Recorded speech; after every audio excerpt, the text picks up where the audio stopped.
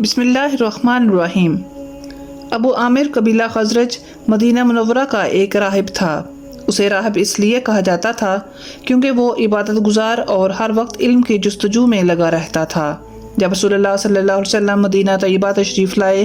اور آپ صلی اللہ علیہ وسلم نے مدینہ کے لوگوں کو اسلام کی دعوت دی تو ابو عامر راہب نے آپ کی دعوت قبول کرنے سے یکسر انکار کر دیا۔ یہی نہیں بلکہ وہ اپنی بدبختی اور جہالت کی انتہا کو پہنچا اور حضور نبی رحمت صلی اللہ علیہ وسلم سے بد کلامی کرتے ہوئے کہنے لگا،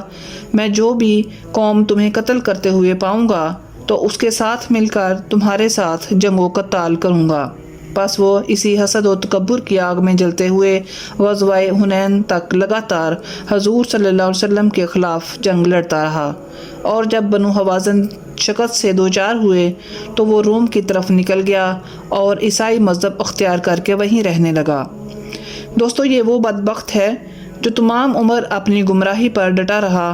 اور آخرکار نصرانیت پر مر گیا۔ لیکن یاد رہے، یہ وہی ابو عامر راہب ہے جس کے بیٹے کا نام حنظلہ ہے، اور حنظلہ وہ عظیم صحابی رسول ہیں کہ جنہیں اللہ رب العزت نے یہ سعادت عطا کی کہ انہیں غسیل الملائکہ ہونے کا شرف حاصل ہوا۔ یعنی باپ اپنے کفر کی بنا پر جہالت میں عروج کو پہنچا اور بیٹا اپنے ایمان اور دامن اسلام سے وابستہ ہونے کی وجہ سے اپنے خوشبختی کی انتہا کو پہنچا۔ منقول ہے، ابو عامر مدینہ منورہ سے فرار ہو کر جب روم کی طرف بھاگا تھا تو اس نے وہاں سے مدینہ منورہ کے منافقین کو ایک خط لکھا کہ میں کوشش کر رہا ہوں کہ بادشاہ روم کو مدینہ منورہ پر چڑھائی کرنے کے لیے اور مسلمانوں کو ختم کر ڈالنے کے لیے قائل کر لوں، لیکن اس کام کے لیے ضروری ہے کہ تم لوگ اپنا ایک محاذ ایسا بناؤ کہ جب شاہ روم حملہ کرے تو تم لوگ اندر سے اس کی مدد کر سکو۔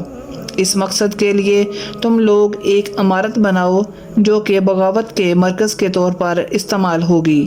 اور اس میں خفیہ طریقے سے ہتھیار بھی جمع کرو، اور جب کبھی آپس میں مشورہ کرنا ہو تو اسی جگہ آ کر مشورہ کیا کرو، اور میری طرف سے جب کوئی ایلچی آئے تو اسے بھی یہاں ٹھہرایا کرو۔ منافقین کو جب یہ خط ملا تو انہوں نے اس مقصد کے لیے ایک جگہ متعین کر لی اور لوگوں سے چھپانے کے لیے اسے مسجد کا نام دے دیا۔ اسی مسجد کو مسجد ضرار کہا جاتا ہے۔ اسے بنانے والوں میں اہم کردار ابو عامر راہب نے ادا کیا، اور اس کے علاوہ 12 اور لوگ بھی تھے جو اس سازش میں برابر کے شریک تھے۔ منافقین نے جب اس کی تعمیر مکمل کر دی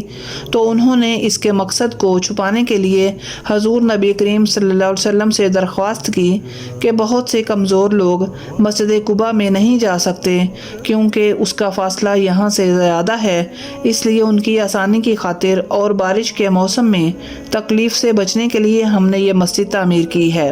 اس کے بعد ان منافقین نے حضور صلی اللہ علیہ وسلم سے درخواست کی کہ آپ کسی وقت یہاں تشریف لا کر نماز ادا فرمائیں تاکہ اسے بھی برکت حاصل ہو جائے اور مسجد قباء کا سا رتبہ مل جائے،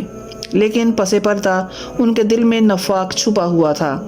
جسے وہ حضور نبی کریم صلی اللہ علیہ وسلم اور عام مسلمانوں پر ظاہر نہیں کرنا چاہتے تھے۔ حضور ان دنوں غزوہ تبوک پر جانے کی تیاری میں مصروف تھے، اس لیے آپ نے ان لوگوں سے فرمایا، ابھی تو میں تبوک جا رہا ہوں، واپسی پر آ کر اللہ تعالیٰ نے اگر چاہا تو میں وہاں آ کر نماز پڑھ لوں گا۔ چنانچہ جب رسول اللہ صلی اللہ علیہ وسلم غزوہ تبوک سے ہو کر واپس مدینہ کے قریب پہنچے تو اللہ رب العالمین نے حضرت جبرائیل امین علیہ السلام کو سورہ توبہ کی آیات دے کر نازل فرمایا، جن میں واضح طور پر آپ کو منافقین کے ناپاک اغراض پر مطلع فرما دیا اور آپ کو وہاں نماز پڑھنے بلکہ کھڑا ہونے کی بھی ممانعت فرما دی، اور بتلا دیا کہ اس مسجد کی اصل غرض ضرار ہے، یعنی مسلمانوں کو ضرر پہنچانا ہے۔ یہی وجہ ہے کہ یہ مسجد مسجد ضرار کے نام سے مشہور ہوئی، اور اس نام نہاد مسجد کی حقیقت سب کے سامنے عیاں ہو گئی۔ چنانچہ قرآن مقدس سورہ توبہ میں اللہ رب العزت نے فرمایا،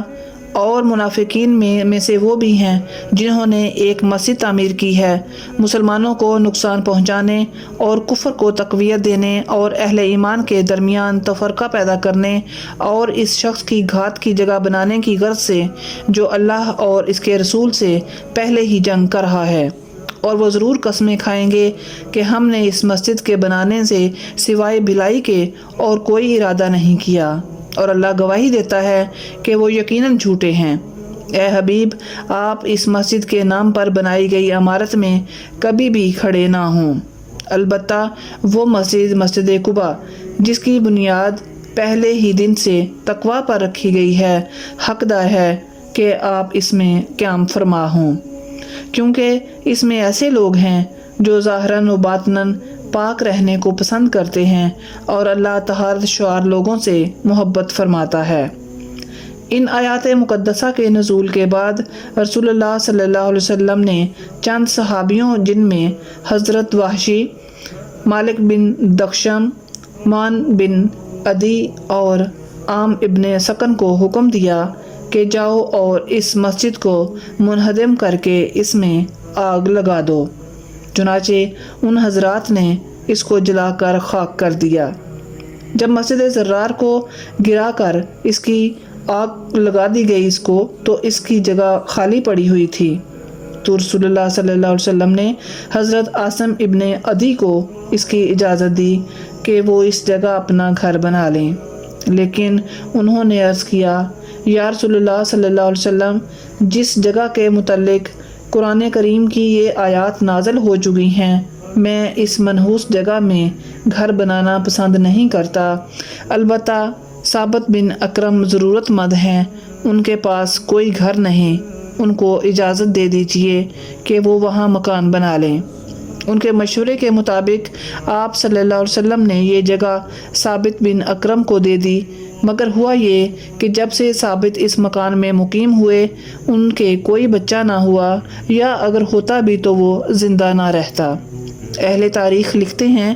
کہ انسان تو کیا، اس جگہ میں کبھی کسی مرغی نے انڈے دیے اور اس کے بچے ہوئے، نہ ہی کوئی کبوتر یا کوئی اور جانور اس میں پھلا پھولا۔